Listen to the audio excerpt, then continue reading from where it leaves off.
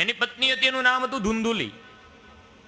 આત્મા છે એ આત્મદેવ છે, આ દેહ છે એ તુંગભદ્રા છે, અને ધુંધુલી એટલે કે આપણી બુદ્ધિ. દરેક શરીરની અંદર આત્મા પણ છે અને એની પત્ની ધુંધુલી અર્થાત બુદ્ધિ પણ છે.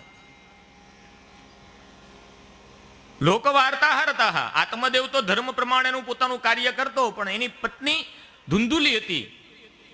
લોકવાર્તા હતા એટલે લોકોની કુથલી કરવામાં જ આખો દિવસ જાય. ઘરકામ કરવાના કહે ને તો એને આળસ ચડે કે એ નહીં થાય. શોપિંગ કરવા જવાનું કહે ને તો કે હા તો આવી.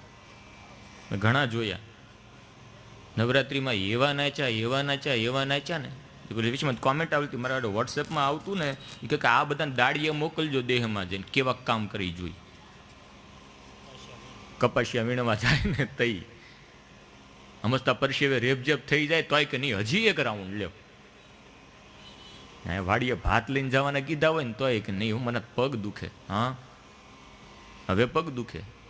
2 કલાક વળી રાહડા લીધા તો એ નહોતા પગ દુખતા. ને ગરબા ગાય તો હજી આપણને માનવામાં કે ભલે ભલે માતાજીના ગરબા છે ને, પણ આ તો નકરા ડિસ્કસ કર્યા, ત્યાં પગ દુખે જ નહીં કોઈને. હવે તો થાય કે નથી હુઈ જાવ કે ના ના આજે તો દાબેલી છે લે, ખાવા હાટું જાગે. જુઓ ખરા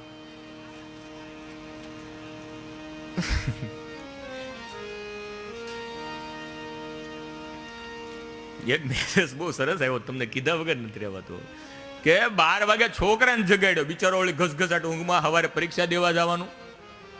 છોકરાને જગાડ્યો, એ ઊભો થા, કેમ આરતી થઈ ગઈ, હેઠે જા પાઉંભાજી છે આજે. બિચારાને હુવા દે ને મંચુરિયમ હાટું તું છોકરાને જગાડે, માતાજી તને માફ નહીં કરે. છોકરાને હુવા દે, છોકરાને જગાડે, હુઈ ગયો ત્યાંથી લ્યો મંચુરિયન પાઉંભાજી હાટું. ક્યાં લઈ ગયા આપણે? આપણા ધર્મને કેવો ડાયવર્ટ કરી દીધો. નહીં જના હા ઉત્સવ પ્રિય બધું હોય ઠીક છે. આમ તો કીધું છે કે 11:30 થી 3:30 સુધીની અંદર વરુણ વિજયની કથા આવે 10મા સ્કંદની અંદર. નંદ બાબા ખાલી નાવા ગયા છે સરોવરની અંદર 3 વાગે, અને વરુણના દૂતો છે ને ઉપાડી ગયા છે. અંબરીશની કથા આવશે એકાદશીની. દુર્વાસા મુનિ આવ્યા ને એને જમાડવાનું કીધું ને, વિસ્તારથી કહેશું ત્યારે. વરુણને જીતવાનો છે એટલે રસને જીતવાની વાત છે, જીભને જીતવાની વાત છે. પણ આપણને આવા તહેવારો હોય ને તે જીભ ચટાકા ને પટાકા માગે. એકાદશી હોય ને ત્યારે જ વધારે ભૂખ લાગે. ત્યારે રોજ નો ખાતા હોય એટલું ખાઈ.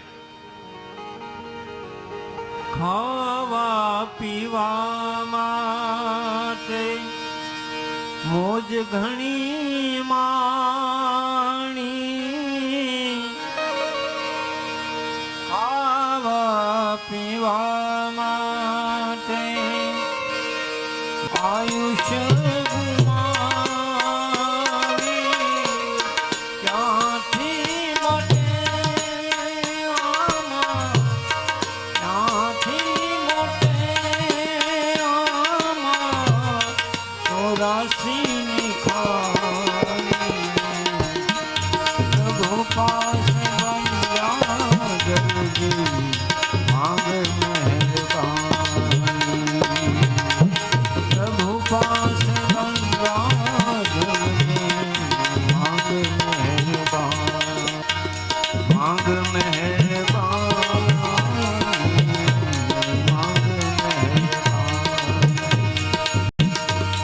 એક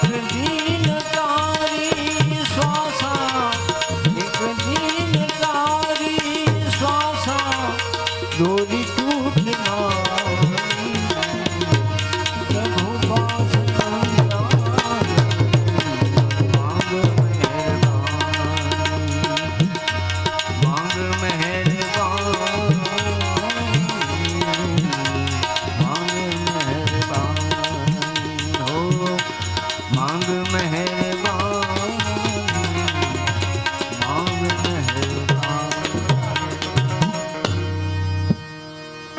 તો એ તુંગભદ્રા કરવામાં ખોટો સમય વ્યર્થ બગાડતો.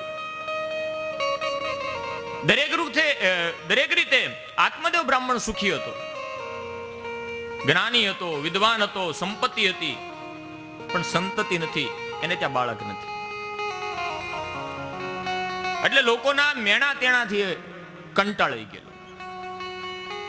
કોઈ યાચક એના આંગણે ભિક્ષા લેવા આવતું નથી કે આ બાળક વગરનો વાંજ્યો એના ઘરે ભિક્ષા શું લેવી. એના આંગણામાં રહેલી ગાય પણ વિયાતી નથી. આના ભાગ્ય કેવા જુઓ તો, જ્ઞાની, સંપત્તિ, પણ સંતતિનો અભાવ. આ સમાજના બે પ્રકારના લોકો છે, સંપન્ન અને શોષિત સમાજ. જેની પાસે પૈસા છે ને એની આગળ વાપરવા વાળા નથી, ને જેની પાસે વાપરવા વાળા લાડ છે ને એની પાસે સંપત્તિ નથી. પૈસા છે અહીંયા ખાવા વાળા નથી, ખાવાનું જેની આગળ રોજ 56 ભોગ તૈયાર થાય એને અહીંયા ખાવા વાળા નથી. અને જેને ખાવાનું છે ને ખાવા વાળા છે ને પણ ખાઈ શકતા નથી, બીમારી. સંપૂર્ણ સંપન્ન કે સુખી આ સમાજની અંદર કોઈ છે જ નહીં. સંપત્તિના અભાવમાં રડે મનુષ્ય, સંપત્તિ પ્રાપ્ત થાય એટલે સ્વાસ્થ્યના અભાવમાં મનુષ્ય રડે. એ આખી જિંદગી સમય અને સ્વાસ્થ્યને ખર્ચી અને પૈસા એટલે કે સંપત્તિ મેળવે, અને પછી પાછલી ઉંમરે એ સંપત્તિને સ્વાસ્થ્ય મેળવવા માટે ખર્ચે.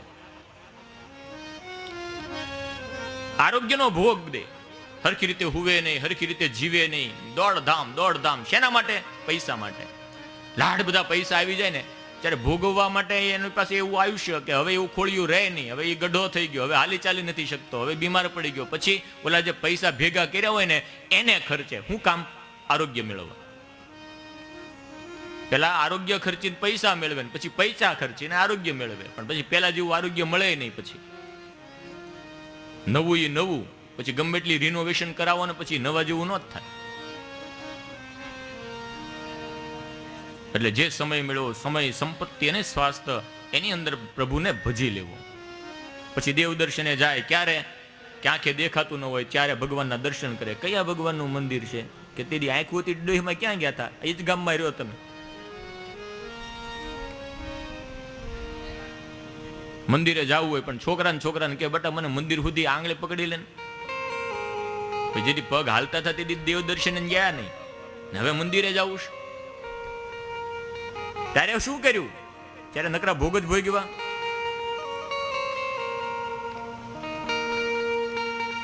આયુષ્યનો સદુપયોગ કરો, આપણા જીવનનો સદુપયોગ કરો. એ ભગવાનને કયું વસ્તુ ગમે કે એ હવારના પોરમાં ખીલેલું ફર્સ્ટ ક્લાસ એવું સુંદર સુગંધીદાર ફૂલ હોય ને એ ભગવાનને અર્પણ થાય. રાતે કરમાઈ ગયેલું ફૂલ હોય ભગવાનને અર્પણ ન થાય. એમ આપણું આ જીવન છે, ઉગેલું છે, સુગંધી છે, તાજું માજું છે ને એ ભગવાનને અર્પણ થાય. પાછલી ઉંમરે ગઢાન કડવાકી થઈ ગયેલી ને એવા ફૂલ બનીને ભગવાનને જાન, ભગવાન ક્યાં હવે આવ્યો? જે કોઈના કામનો ન રહ્યું એ ભગવાનનો. નોટ નવી કડકડતી હોય ને એ ભગવાનને અર્પણ કરવાની. કાંઈ ન હાલે, દુકાન વાળો ન હાલે ને ટેપ પટ્ટી વાળી એ ક્યાં જાય? આરતીમાં. ભગવાનને તાજું હોય, ખીલેલું હોય, યુવાનીનું ફૂલ છે એ ભગવાનને અર્પણ થાય ને એ ભગવાનને ગમે છે. કુથલી કરવામાં આવી રચી પચી રહેતી એવી ધૂંધુલી એટલે કે બુદ્ધિ. લોકો વાર્તા હતા. આત્મદેવ કંટાળી ગયો. આંગણામાં રહેલી ગાય પણ વિયાતી નથી, એ વાછડાને જન્મ આપતી નથી, આંગણે કોઈ યાચક આવતો નથી, ભિક્ષાવૃત્તિ કરતો નથી. કદાચ નગરમાં નીકળ્યો હોય તો બધા એને સામો આવતો જોઈને પોતાનો રસ્તો ફેરવી નાખે કે સવારમાં આ વાંજિયાના દર્શન થયા. આવા મેણા ટોણાથી કંટાળી ગયેલો આત્મદેવ એક વખત એવો કંટાળ્યો કે લે હવે મરી જવું છે, હવે જીવવું નથી, અને મરવા જાય.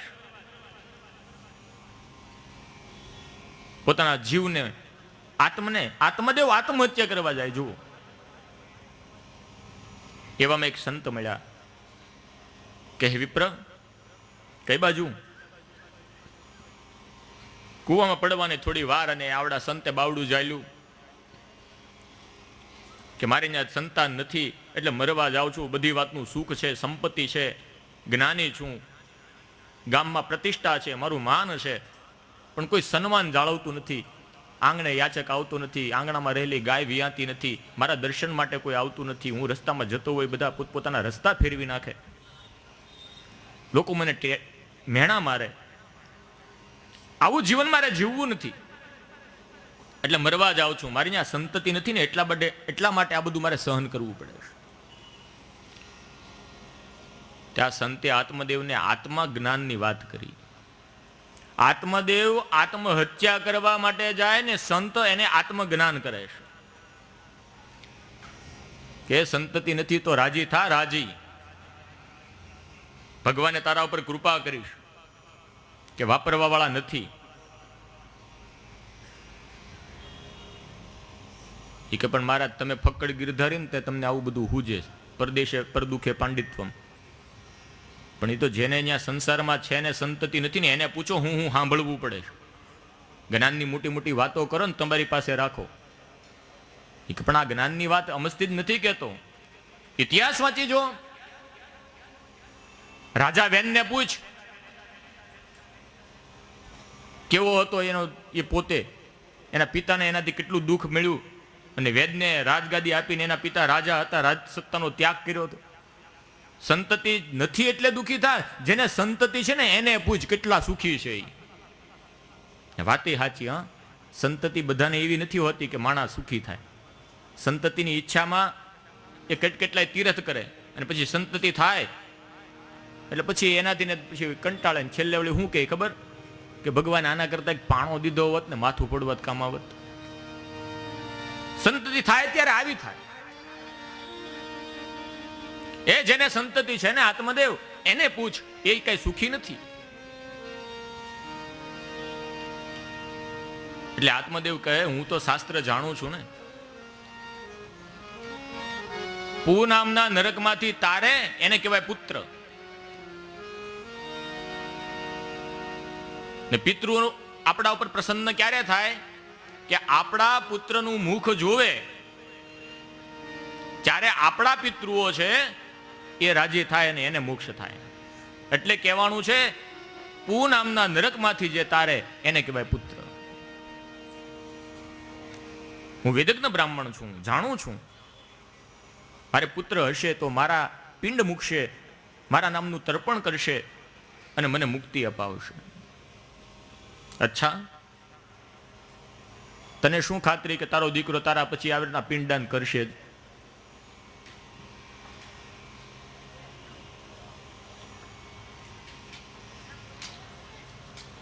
આ પિંડ છે ને, દેહ છે એ પિંડ છે. બોલો તો અડદના લોટનો પિંડ બનાવે, પછી ગોર બાપા આવે, વિધિ કરાવે અને પછી કે હવે મૂકો પિંડ.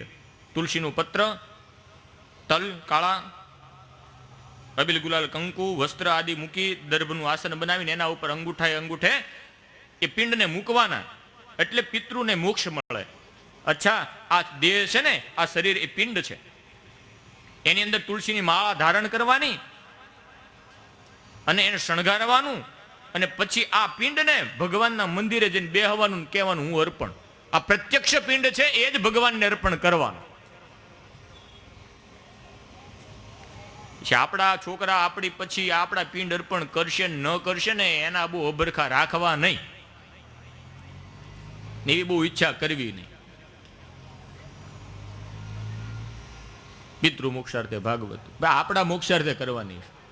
આપણા છોકરા આપણા મોક્ષાર્થે નહીં કરે. આપણે આપણા મોક્ષના અર્થે, આપણા કલ્યાણને માટે થઈને આવા સત્કર્મ કરવાના. પછી તો આપણા સંસ્કાર હશે તો આપણા છોકરા કરશે જ તે. જેમ તમારા વડીલોના સંસ્કાર છે ને તમે આવા આયોજન કર્યા છે. પણ આ પિંડ છે, એ દેહ છે, એને જ ભગવાનને અર્પણ કરવો, એનું નામ છે તર્પણ, એનું નામ છે પિંડનું અર્પણ.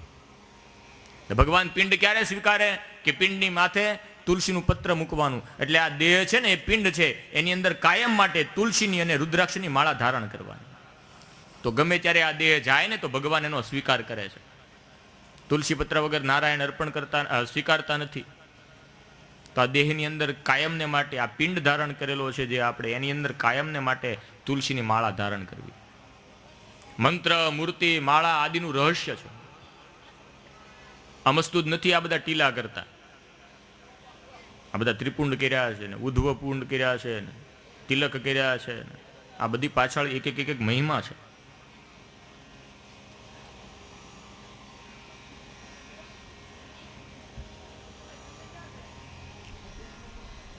મંત્રનું, મૂર્તિનું, માળાનું, આસનનું આ બધું રહસ્ય છે, એ સમજવું જોઈએ. હું કામ તિલક કરીએ છીએ, હું કામ માળા ધારણ કરીએ છીએ? કબીર કુત્તા મેં રામ કામ, એ કબીરને કોઈ ગાળ્યું દીધી, સમજો. એટલી બધી માળા અને મોટા મોટા ત્રિપુંડ કરી હાયલો જાય કે માળા બાર ટીંગાતી હોય, કોઈ કીધું હોય કે જો કૂતરાને ગળામાં પટ્ટો નાખ્યો, અને કબીરનો મગજ ગયો, મને કૂતરો કીધો? હા છું કૂતરો, લે દે ગાળ્યું જે દેવી હોય એટલી. કૂતરો મને કીધો? કબીર કુત્તા મેં રામ કા ઓર મોતી મેરા નામ, ગલે વિચ ડોરી રામ કી જીત ખીંચે ઉત જાઉં. આ જે ગળામાં પટ્ટો મને કૂતરો કે ને, હા છે પહેરો, આ માળા છે એ મેં પહેરી છે, તે કૂતરો કીધો છું, પણ જેવા તેવા નહીં, રામનો છું. ના, રામની માળા મેં ગળામાં નાખીશ.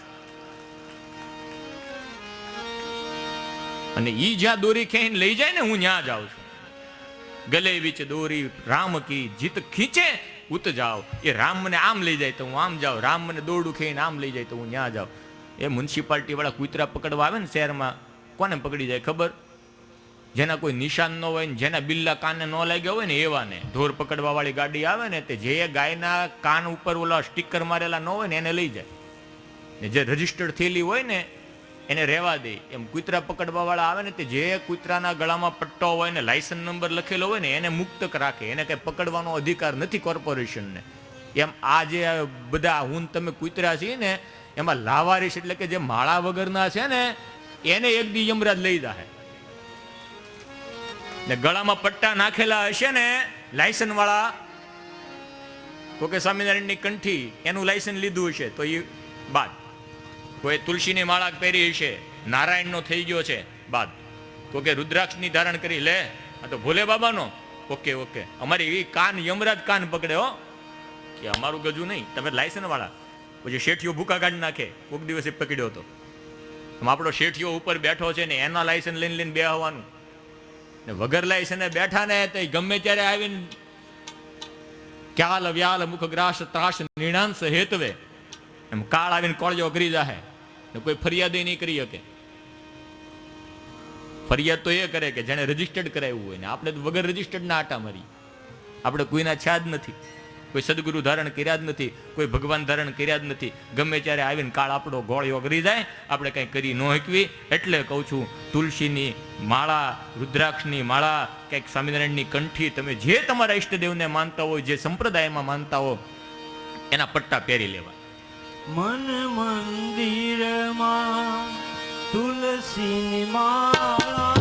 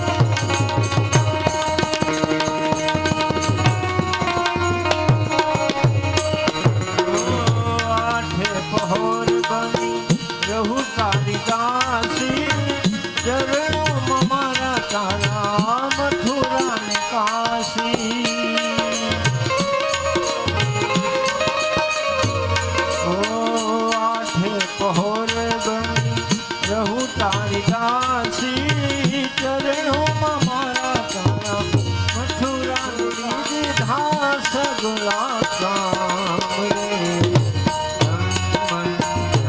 જીના ચરણોમાં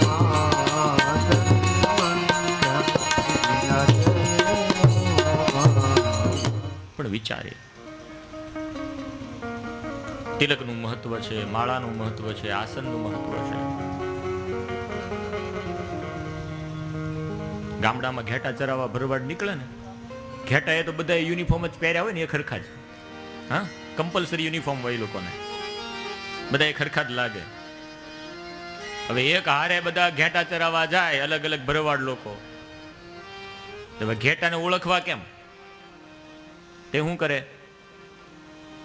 એક એના ઘરે ઘેટાને લઈને આવે ને તેને લીલા લીલા થાપા મારી દે.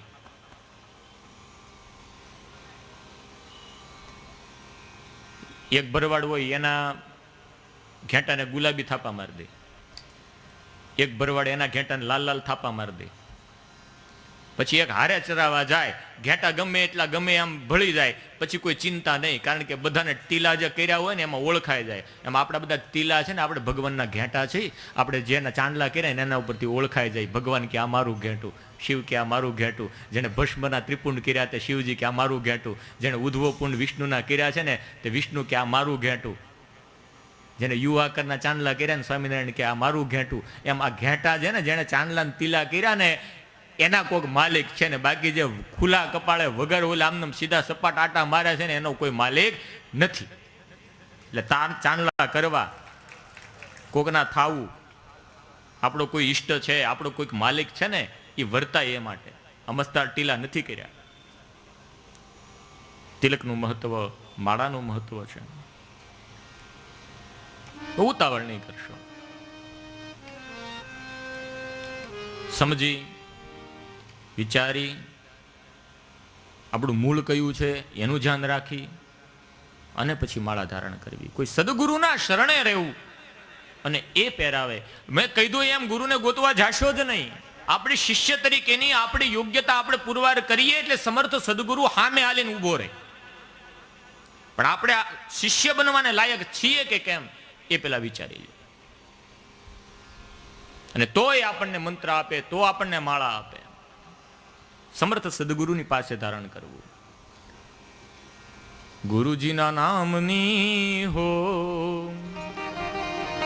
વાહ વાહ માળા છે ડોકમાં, ગુરુજીના નામની હો, ગુરુજીના નામની હો માળા છે ડોકમાં. મારા પ્રભુજીના નામની હો માળા છે ડોકમાં, ગુરુજીના નામની હો માળા છે ડોકમાં. ક્રોધ કદી થાય નહીં, પરને નિંદાય નહીં,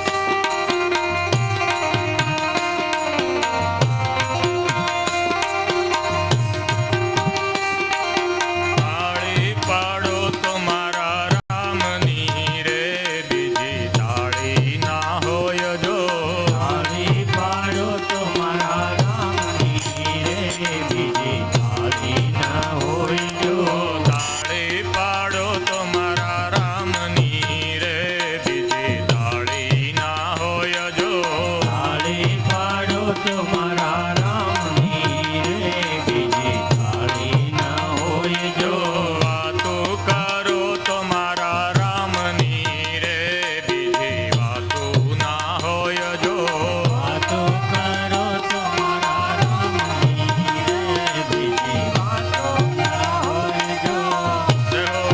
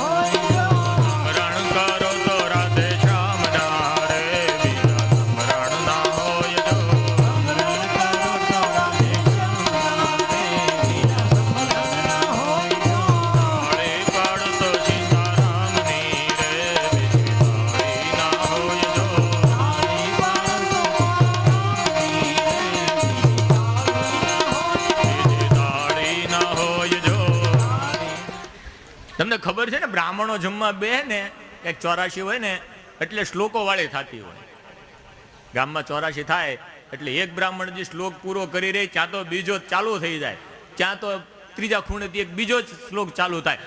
બધા યજમાનને એમ લાગે ગોર બાપા હમાય ચૂપચાપ જમી લેતા હોય તો ચાલુમાં હું કામ આ શ્લોકો ગાય. હકીકતે એ શ્લોકો છે ને પેટમાં જગ્યા કરવા હાટું કરે કે એક લાડવો વધારે હમાય, સમજ્યા? એટલે તમે આ જય જયકાર કરો ને તો એક લાડવો હમાય, મોદક જગ્યા થઈ જાય, બરોબર? ભાવથી જય જયકાર કરજો. આ બહેનો તાળી બહુ સરસ પાડે છે. શાસ્ત્રીજીના ઘરના આવ્યા છે અને શાસ્ત્રીજીના બાઈ આવ્યા, એકવાર તાળી પડી ગયો. બા જય હો. તમારે દર્શન કરવા હોય તો બોલાવી લઈ ઉપર. ના ના જમીન જ જાશે એટલે દર્શન દેશે.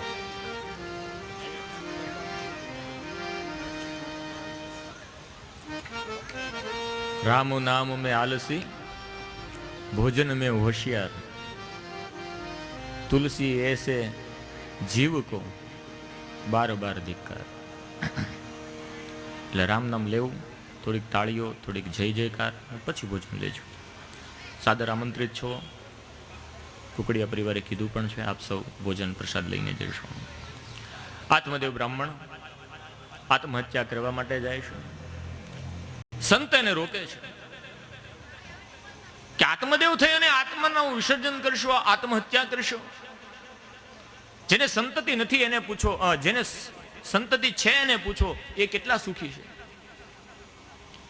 આ તમારું ધન છે, ભગવાને તમારા ઉપર કૃપા કરી કે ધન તમારા સંતાન ન વાપરતા તમે પોતે તમારા આત્માના કલ્યાણાર્થે વાપરો. આ તમને જે ધન આપ્યું છે, તમે ચિંતા કરો છો કે મારે વાપરવા વાળા નથી, તો ભગવાનની કૃપા. એ સંપત્તિ છે એને તમે જ વાપરો, સદકાર્યમાં વાપરો, તમારા આત્માના કલ્યાણ અર્થે તમે જ વાપરો. છોકરા હાટુ પૈસા ભેગા કરે, પોતે પૈસા નથી વાપરતા, અને છોકરા એ મોટા થાય ને પછી એ પિતાએ કે વડોલોપાર્જિત જે સંપત્તિ હોય ને એનો વ્યય કરે છે. એના ભાગ્યમાં હશે ને તો નહીં હોય, ત્યાં તું મૂકીને નહીં જા ને તો એ ભગવાન આપી રહેશે. બાકી એના ભાગ્યમાં નહીં હોય ને તું ગમે એટલું મૂકી જાય ને બીજા દિવસે સ્વાહા કરી દેવાનું. એટલે બહુ પ્રજાને માટે થઈને ભેગું ન કરવું, પોતાના કલ્યાણ અર્થે જ વાપરવું અને પોતાના કલ્યાણ અર્થે જ ભેગું કરવું. આ સંપત્તિની સાચી ગતિ છે. હું કામ કમાવું છું કે છોકરા હાટું, છોકરા હાટું, છોકરા હાટું. એના ભાગ્યમાં હશે તો એ ગમે ત્યાંથી મેળવશે, તું નહીં મૂકીને જાતો હોય. આત્મદેવ તે જે સંપત્તિ ભેગી કરી એને તું જ વાપર. આત્મદેવ કે મને જ્ઞાનની વાતો ન કરો, સંતતિ ન હોવાનું કેવું સંસારીઓને દુઃખ હોય, તમને શું ખબર? તમે તો ફક્કડ ગીરધારી, તમે તો સંન્યાસી. સંન્યાસી કે પણ મેં તારા કપાળની રેખા જોઈ લીધી, આ જન્મમાં તો શું, આવતા 7 જન્મમાં તારે ત્યાં સંતતિ નથી ને ભગવાનનો ઉપકારમાં નથી. જેને છે એને પૂછ, એ કેવા હેરાન થાય છે છોકરાને લીધે, ગામમાં મોઢું નથી બતાવી શકતા. તારે તો સારું કહેવાય. એ કે નહીં તો જ્ઞાનની વાતો મને ના કરો, મરવા દો. હવે સંતની ભાળતા કોઈ મરે, એ સંતને કેમ પોષાય? ઠીક છે, સંતતિ જ જોતી છે. જોડીમાંથી એક ફળ કાઢ્યું, આત્મદેવના હાથમાં આપ્યું કે આ ફળ છે, તારી પત્નીને ખવડાવજે અને ભગવત કૃપાથી તારે ત્યાં સંતતિ થશે. આત્મદેવે ફળ લીધું, સંતને વંદન કર્યા, ઘેરે ગયો. એની પત્ની ધુંધુલી, એના હાથમાં ફળ આપ્યું. પત્ન્યામ પાણીમ ફલમ દત્વા, પત્નીના હાથમાં ફળ આપી અને આત્મદેવ જતો રહ્યો. જો અહીં સમજવાનું છે, આ બુદ્ધિ છે, ધુંધુલી છે, આત્મદેવ છે, આત્મા છે. સંતે જે પ્રસાદી આપી છે એને શું કીધું કે તારી પત્નીને ખવડાવજે. પણ આત્મા શું કરે છે ખબર? આત્મા બુદ્ધિને આવી જે સંતની પ્રસાદી, કથાની પ્રસાદી, જે કંઈ હોય કથામાં સાંભળ્યું હોય, સંતોની પાસે સાંભળેલી વાતો હોય એ બધી ગ્રહણ કરે, પણ બુદ્ધિને એટલે કે પત્નીને ખવડાવતો નથી. સાંભળીને વયો જાય, એને ઉતારવાનું એટલે ખવડાવવાની વાત છે. આપણે જે આત્માએ વાત કથામાં સાંભળી એ બુદ્ધિની અંદર ઉતારવાની, પણ આપણે એ બુદ્ધિની અંદર એ વાતો ઉતારતા નથી. એટલે આત્મદેવે એની પત્નીના હાથમાં માત્ર ફળ આપ્યું, ખવડાવ્યું નહીં. ક્યાં સંતની પ્રસાદી છે, તું આ ફળ આરોગીશ તો આપણે ક્યાં સંતાન થશે. આત્મદેવ તો જતો રહ્યો, હાથમાં ફળ છે ધુંધુલીના. હવે સંકલ્પ, બુદ્ધિ છે ને એ વિચાર બહુ કરે, તર્ક વિતર્ક એનો સ્વભાવ છે. હવે તર્ક વિતર્ક કરે છે બુદ્ધિ, આ ધુંધુલી, કે આ ફળ ખાવ તો હું ગર્ભવતી થાવ, અત્યારે સુખી કે પછી સુખી, આ બુદ્ધિનો સ્વભાવ.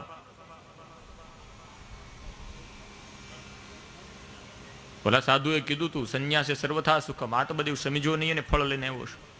હવે ધુંધુલી બુદ્ધિ તર્ક વિતર્ક કરવા લાગી કે ગર્ભધારણ કરવો પડે એટલે મારે જે ખાવું હોય એ ખવાય નહીં, જ્યાં ત્યાં જવું હોય ત્યાં જવાય નહીં. અમુક મર્યાદાઓ આવી જાય ને, સગર્ભા સ્ત્રીઓની મર્યાદાઓ હોય છે. ટીવી નહીં જોવાનું, બહાર રખડવા નહીં જવાનું, એટલે કોઈ પણ શોપિંગ કરવાય નહીં, ખાવા પીવામાં પરેજી રાખવી જોઈએ. ને આપણે તો વળી અઠવાડિયામાં 2 વખત પાણીપુરી ન હોય તો વળી હેરાન થઈ જાય. એ તો જોઈએ જ. મેં આ બધું માર્કિંગ કરેલું છે, હું પ્રજાને વાંચું છું. તમને પાણીપુરી ખાવાનો આઈડિયા આપું યો હું વ્યાસપીઠ ઉપરથી, કેમ ખાવી. હા, મેં જોયેલું છે એ કહું છું. નાના છોકરાને હારે લેતો જાઓ, શોપિંગ કરવા જાવ ત્યારે 3-4 વગરનો, દાંત વગરનો જ હોવો જોઈએ હોય છોકરો, નકર આપણે હાટું કાંઈ વધવા ન દે. ને જે પાણીપુરી જે લાઈનમાં ઊભો હોય ને એ રેકડી વાળો, એ જ લાઈનમાંથી છોકરાને કાંખમાં તીડીને જવું. છોકરાને ખાવી જ ન હોય, નાનું ઊમતું બાળક હોય 2.5-3 વર્ષનું, એને શું પાણીપુરી, દાંત હોય નહીં, પણ તોય તે માવું આમ હાથ લે, ન્યા ઈ ન ખવાય બટા. એટલે હવે એને મનમાંય નથી, તારે ખાવી એમ બોલ ને. હવે એકલા તો ઊભું રહેવાય નહીં લારીએ, એટલે પાડોશી ના છોકરાને લઈને જવું, પણ જાવું જો ખાવાની ઈચ્છા હોય તો હરીફરી ન્યા જ જાય.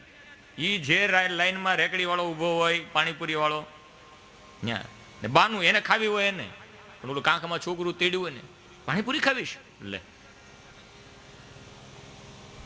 એને કાણાવાળી તૂટેલી ફૂટેલી પૂરી કોરી આપી દે તો છોકરો એ ચાવે રાખે ને આમાં એ 50 રૂપિયાની ઠપકારી.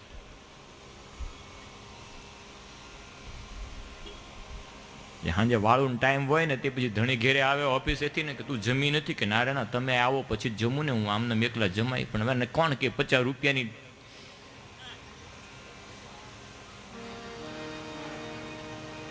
સગર્ભા સ્ત્રીઓએ ખાવા પીવામાં પરેજી રાખવી જોઈએ, વર્તનમાં પરેજી રાખવી જોઈએ, બોલવા ચાલવામાં પરેજી રાખવી જોઈએ.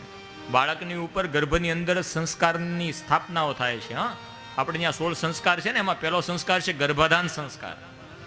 ગર્ભની અંદર બાળક હોય ને ત્યારે જ એની અંદર સંસ્કારોનું સિંચન થાય છે. આપણે જેવું વર્તન કરીએ છીએ ને એવું એ બાળકની ઉપર એની અસર કરે છે. નકરા કાર્ટૂન જોયા હોય પછીની સંતતિ તમે જુઓ, નકરા ડોરેમોન જ એવું જ ને. ભગવત કથા સાંભળ્યું પેલા આપણે તો રિવાજ હતો, ગામમાં વળી દીકરીઓ આણું આવે એટલે રામકથાની ચોપાઈઓ ગાતી હોય, શિવાજીની, મહારાણા પ્રતાપોની આવી સુરવીરતાની વાતો સાંભળતી હોય, ત્યારે બાળકની અંદર એવા ગર્ભના સંસ્કારો પડે છે. પછી શ્રીમંતોનો સંસ્કાર ને, પછી નામકરણ સંસ્કાર ને, જાતકર્મ સંસ્કાર ને, યજ્ઞોપવિત સંસ્કાર, વિવાહ સંસ્કાર ને પછી અંતિમ સંસ્કાર. આવી રીતના 16 સંસ્કાર થતા. ગર્ભાધાન એમાં પહેલો છે, એની અંદર સંસ્કારોનું સિંચન થતું. હવે યજ્ઞોપવિત સંસ્કાર અને અંતિમ સંસ્કાર, વિવાહ સંસ્કાર 3 અને એક શ્રીમંત સંસ્કાર, 4 સંસ્કાર. બીજા બધા સંસ્કાર ભૂલાઈ ગયા. નામકરણ સંસ્કાર હવે રહ્યા નથી. 6ઠી દિવસે જ નામ પાડી દે કે ફય આવ્યા છે, બીજો ધક્કો નહીં, હોળી જોડીને પીપળ પાન, એક હાડીનો જ ખર્ચો ને બીજો કાંઈ નહીં. બીજી વખત આવશે બીજી હાડી લઈને જશે. એટલે એ બધા સંસ્કાર એક હારે થઈ ગયા. 6ઠીના દિવસે હવે વિધાતા લેખ લખવા આવે ને તેથી જ આપણે નામ પાડી દઈએ. સંસ્કારો ભૂલાતા જાય છે. બુદ્ધિને આ ફળ આપ્યું છે. પત્નમ પાણી ફલમ દત્વા, પત્નીના એ ધુંધુલીના હાથમાં બુદ્ધિને ફળ આપી અને આત્મદેવ જતો રહ્યો. તર્ક વિતર્ક કરે છે.